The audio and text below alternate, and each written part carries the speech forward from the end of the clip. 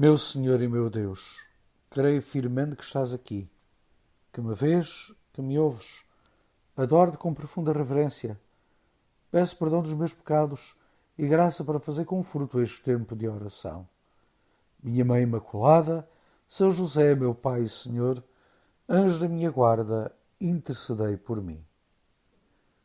Estareis tristes, mas a vossa tristeza converter-se-á em alegria. São estas palavras que hoje o Senhor dirige a nós, que dirigiu aos discípulos então, preparando-os para esse momento em que ele ia entregar, estender os seus mãos, os seus braços e entregar-se na cruz, morrendo por nós. E essa tristeza que eles irão viver, que se converterá em alegria no momento em que fazem o reencontro com Jesus já ressuscitado, essa alegria que eles irão viver também na subida aos céus de Jesus e finalmente também com a descida do Espírito Santo. Essa alegria que cada um de nós é chamado a viver na sua vida, no cotidiano da sua vida, dando assim desta forma também, como tantos outros cristãos, testemunhos do Senhor ressuscitado. Certamente que todos nós temos, tempos a tempos, momentos em que parece que uma neblina, umas nuvens mais cinzentas se aproximam de nós e trazem consigo o sofrimento e a dor. Mas a alegria que o Senhor nos fala não é aquela alegria, digamos assim, do mundo, das coisas do mundo, aquelas alegrias que nós experimentamos e que são boas ao longo da nossa vida, de um filho que nasce, de um exame que se passa, do encontro com a família, com os amigos, tantas alegrias que nós temos ao longo da nossa vida, mas essas são,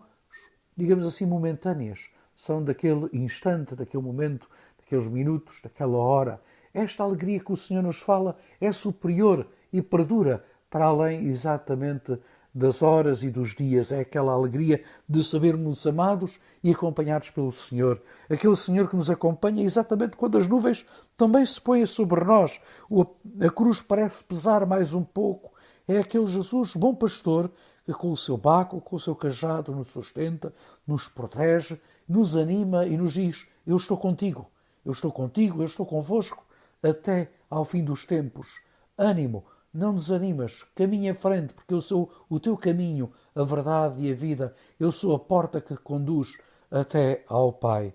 E isto não são palavras, digamos assim, mortas, não é uma utopia viver esta alegria que o Senhor nos propõe, porque ao longo de 21 séculos de cristianismo, de igreja, nós temos inúmeros testemunhos de homens e mulheres, mais velhos, mais jovens, crianças, que viveram e ainda hoje vivem esta alegria de se sentirem amados por Deus e da presença do Senhor nas suas vidas. Tantos que vivem circunstâncias bem mais difíceis que as nossas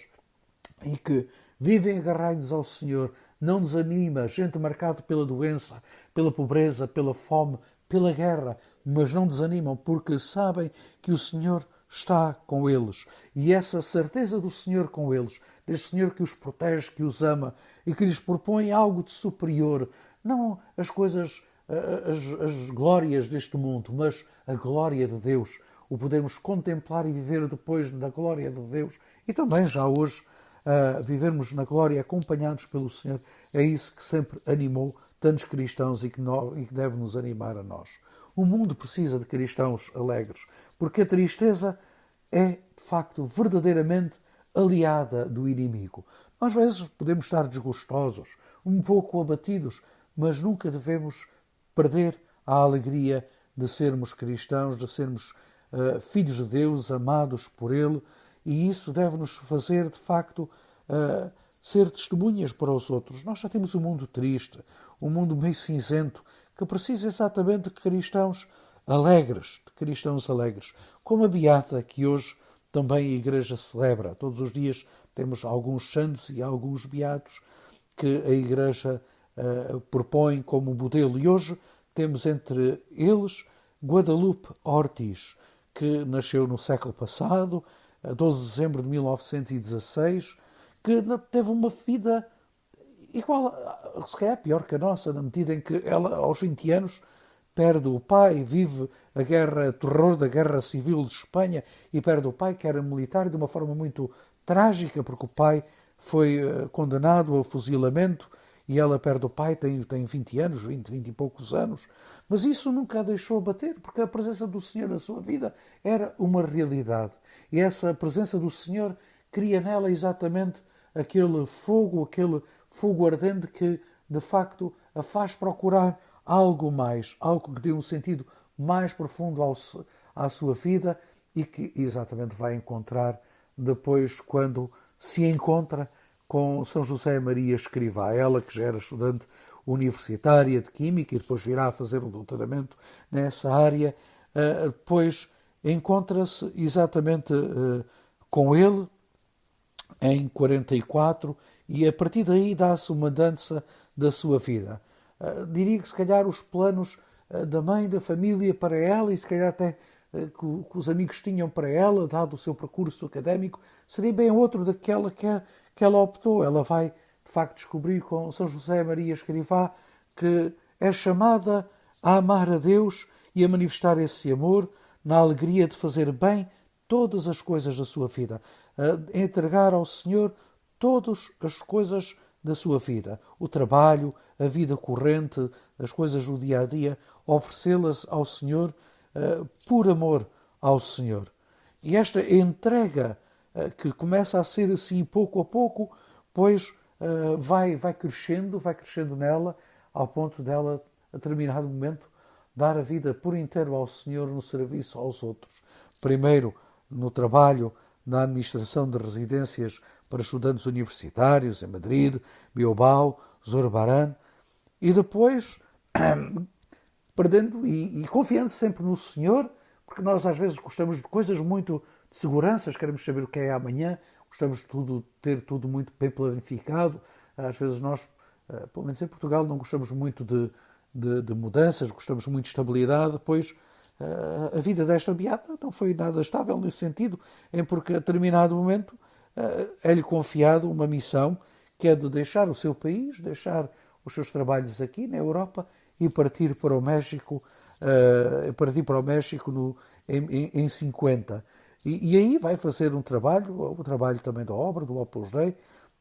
no México, e vai fazê-lo de várias formas, e uma forma talvez muito concreta e muito tocante, também da vivência, se calhar ainda mais, se calhar mais clara, mais explícita, que nós gostamos de ver, assim, coisas muito explícitas de quem vive o Evangelho, foi o cuidado que ela teve também com os pobres, acompanhada de uma amiga médica, vai se dedicar exatamente aos pobres, àqueles que o Papa Francisco hoje nos recorda que nós devemos ter um cuidado especial, seguindo exatamente o exemplo do Senhor que nos pede e nos diz e nos recorda que Ele está exatamente nesses. Estive com fome e deste-me comer, estive doente e foste-me visitar, estava com sede e deste-me beber, era peregrino e me recolher, estava nu e vestidos, estive doente e na prisão e foste-me visitar. Pois esta nossa beata foi exatamente também fazer isto, além dos outros trabalhos que desenvolveu no México, foi também fazer este cuidado com os mais pobres, entrar na casa das famílias mais necessitadas e procurar exatamente ajudá-las nas necessidades mais básicas. E tudo isso era vivido na alegria de ser filha de Deus, de saber que estava ali em nome do Senhor, dando pão, diria que era quase uma multiplicação dos pães, o multiplicar dos gestos de cuidado, de carinho que Jesus tinha. As suas mãos tornaram-se verdadeiramente as mãos de Jesus no cuidado com os outros. Regressará depois também à sua pátria, já doente, com problemas, e vem a falecer dias depois, semanas depois de São José Maria Escrivá. Ele falece a 26 de junho, a 16 de 26 de junho de 75, e Guadalupe falece a 16 de julho de 75, e de facto ela fica entristecida, já, digamos assim, também ela já no seu leito, doente, fica entristecida pela situação, por a notícia que recebe que São José Maria havia partido para a casa do pai, e vive esse momento com grande dor, mas com grande alegria e grande paz, porque os santos vivem de facto assim, sabendo que a sua vida não acaba, apenas se transforma, e que São José Maria estava agora junto de Deus e que ela também iria para junto do Pai, iria viver finalmente na perfeição da comunhão dos santos. E é esta alegria que ela viveu, e tantos santos viveram, que nós somos chamados também a viver e a transportar